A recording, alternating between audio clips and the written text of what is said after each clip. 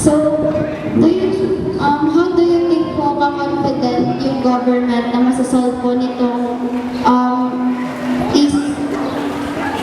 isipin po yung parang problems po dito sa Philippines with regards to education like brain drain po and learning poverty? And ano din po kaya yung ginagawa nila para po mas maging sustainable po? Number one, there is a sure budget. Funding allocations was given all throughout the country. Lahat ng division office has their budget.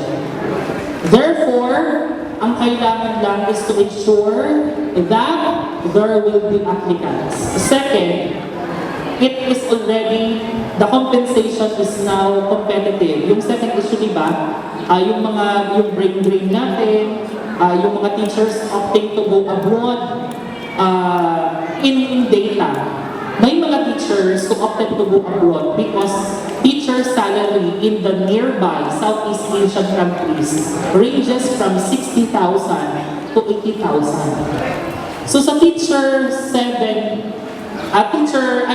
Master Teacher 1 to Master Teacher 5, it is already competitive.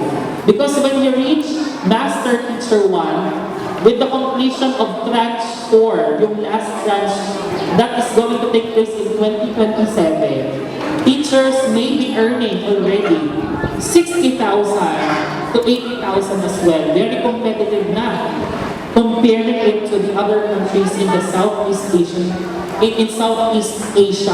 Na gusto nila mag-Singapore, gusto nila mag-Vietnam, but right now with ECP and the promise of the completion of tranches, kayang-kaya na yan ng Philippines. Did I answer your question already?